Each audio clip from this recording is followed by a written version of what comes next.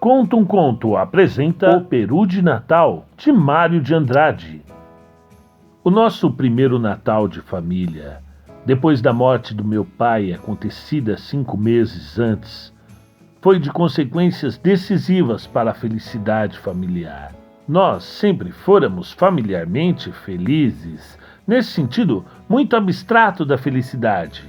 Gente honesta, sem crimes, lar sem brigas internas, nem graves dificuldades econômicas.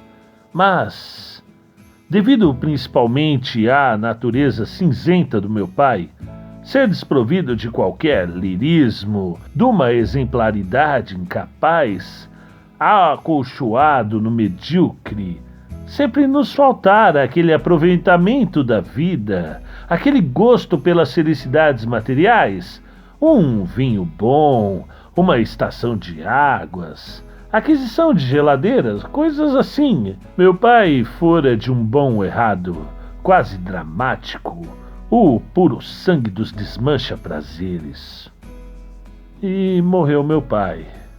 Sentimos muito, etc. Quando chegamos nas proximidades do Natal, eu já estava que não podia mais para afastar aquela memória obstruente do morto, que parecia ter sistematizado para sempre a obrigação de uma lembrança dolorosa em cada gesto mínimo da família. Uma vez que eu sugerira à mãe a ideia dela ir ver uma fita no cinema, o que resultou foram lágrimas. Onde se viu ir ao cinema de luto pesado? A dor já estava sendo cultivada pelas aparências, e eu, que sempre gostara apenas regularmente do meu pai, mais por instinto de filho que espontaneidade de amor, me via a ponto de aborrecer o bom do morto. Foi de certo por isto que me nasceu, esta sim, espontaneamente, a ideia de fazer uma das minhas chamadas loucuras. Essa fora, aliás, desde muito cedo, a minha esplêndida conquista contra o ambiente familiar. Desde cedinho, desde os tempos do ginásio em que arranjava regularmente uma reprovação todos os anos, desde o beijo às escondidas numa prima aos 10 anos, descoberto por tia velha, uma detestável de tia, e principalmente desde as lições que dei ou recebi, não sei, de uma criada de parentes, eu consegui no reformatório do lar e na vasta parentagem a fama conciliatória de louco. É doido, coitado, falavam. Meus pais falavam com certa tristeza, condescendente, o resto da parentagem, buscando exemplo para os filhos e provavelmente com aquele prazer dos que convencem de alguma superioridade. Não tinham doidos entre os filhos, pois foi o que me salvou, essa fama. Fiz tudo o que a vida me apresentou e o meu ser exigia para se realizar com integridade. E me deixaram fazer tudo, porque eu era doido, coitado. Resultou disso uma existência sem complexos, de que não posso me queixar nada. Era costume sempre, na família, a ceia de Natal. Ceia reles, já se imagina, ceia tipo meu pai. Castanhas, figos, passas, depois da missa do galo. Empanturrados de amêndoas e nozes, quanto discutimos os 3 manos por causa dos quebra-nozes, empanturrados de castanhas e monotonias. A gente se abraçava e ia para a cama. Foi lembrando isso que arrebentei com mais uma de minhas loucuras.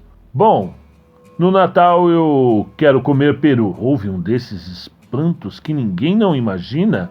Logo minha tia solteirona e santa, que morava conosco, advertiu que não podíamos convidar ninguém por causa do luto. Mas quem falou de convidar ninguém? Essa mania. Quando é que a gente já comeu um peru em nossa vida?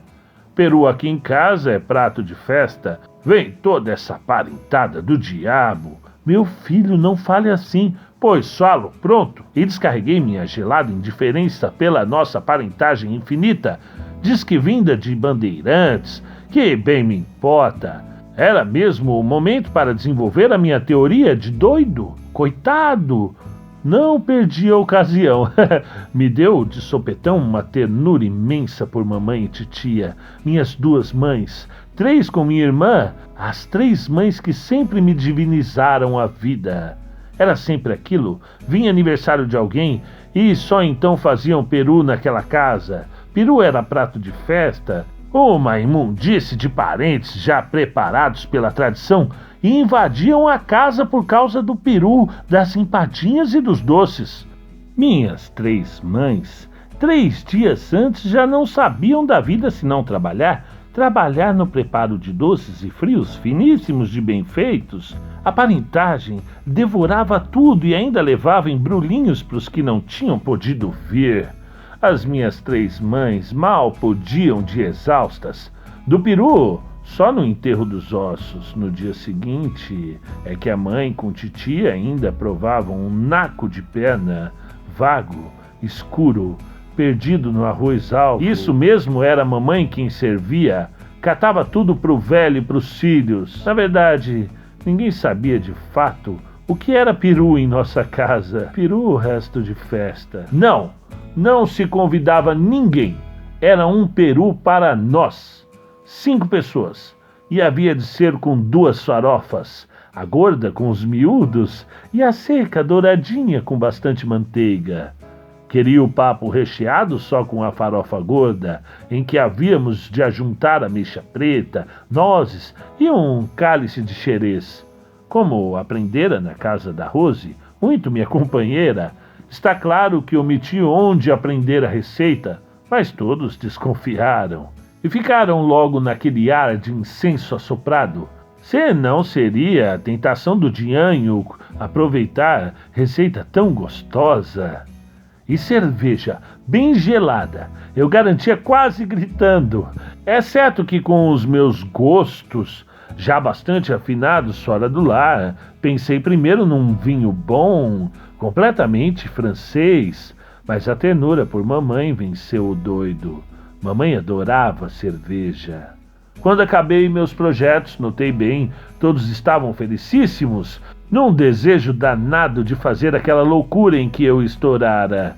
Bem que sabiam, era loucura sim, mas todos se faziam imaginar que eu sozinho é que estava desejando muito aquilo e havia jeito fácil de empurrarem para cima de mim a culpa de seus desejos enormes. Sorriam-se entreolhando, tímidos como pombas desgarradas, até que minha irmã resolveu o consentimento geral. É louco mesmo. Comprou-se o peru, fez-se o peru, etc. E depois de uma missa do galo bem mal rezada, se deu o nosso mais maravilhoso Natal. Fora engraçado, assim que me lembrara de que finalmente ia fazer mamãe comer peru. Não fizera outra coisa aqueles dias que pensar nela, sentir ternura por ela, amar minha velhinha dourada. E meus manos também estavam no mesmo ritmo violento de amor, todos dominados pela felicidade nova que o peru vinha imprimindo na família. De modo que, ainda disfarçando as coisas, deixei muito sossegado que mamãe cortasse todo o peito do peru. Um momento, aliás, ela parou, feito fatias um dos lados do peito da ave, não resistindo àquelas leis de economia que sempre a tinham entorpecido numa quase pobreza sem razão.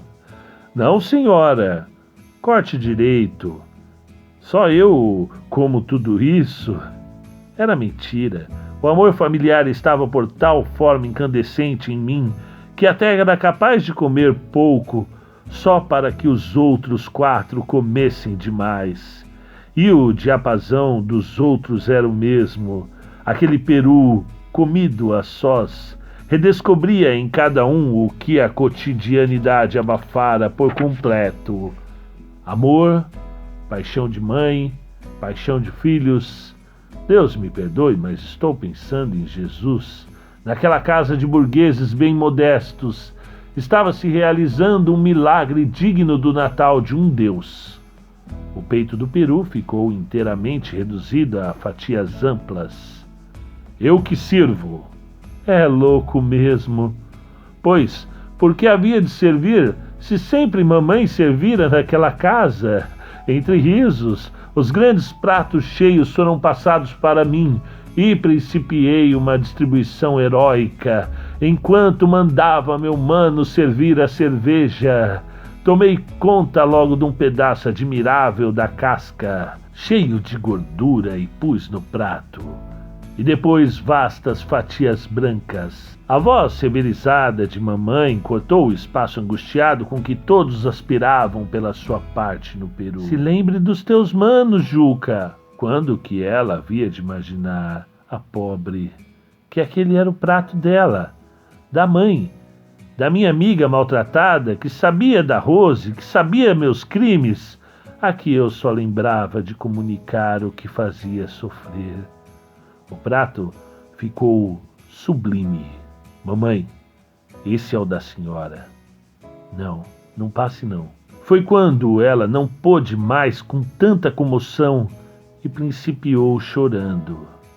Minha tia também, logo percebendo que o novo prato sublime seria o dela, entrou no refrão das lágrimas, e minha irmã, que jamais viu lágrimas sem abrir a torneirinha também, se esparramou no choro.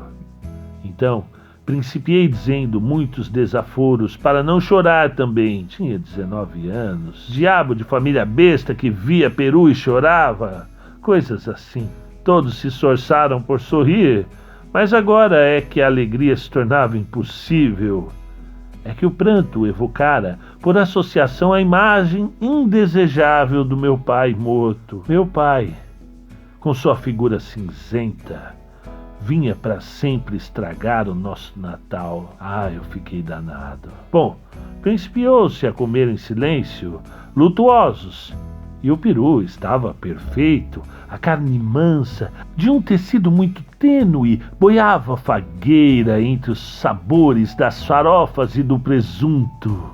De vez em quando ferida, inquietada e redesejada pela intervenção mais violenta da ameixa preta e do estorvo petulante dos pedacinhos de nós. Mas papai sentado ali, gigantesco, incompleto, uma censura, uma chaga, uma incapacidade.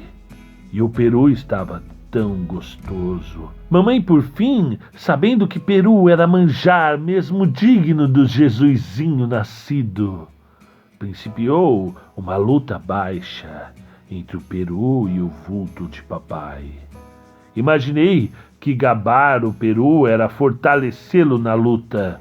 E está claro, eu tomara decididamente o partido do peru, mas os defuntos têm meios visguentos, muito hipócritas de vencer. Nem bem gabei o peru, a imagem de papai cresceu vitoriosa, insuportavelmente obstruidora. Só falta o seu pai. Eu nem comia, nem podia mais gostar daquele peru perfeito, tanto que me interessava aquela luta entre os dois mortos. Cheguei a odiar papai. E nem sei que inspiração genial de repente me tornou hipócrita e político. Naquele instante que hoje me parece decisivo da nossa família, tomei aparentemente o partido do meu pai. Fingi triste. É mesmo. Mas papai, que queria tanto bem da gente, que morreu de tanto trabalhar por nós, papai lá no céu há de estar contente. Hesitei, mas resolvi não mencionar mais o peru. Contente de ver nós todos reunidos em família, e todos principiaram muito calados, falando de papai. A imagem dele foi diminuindo,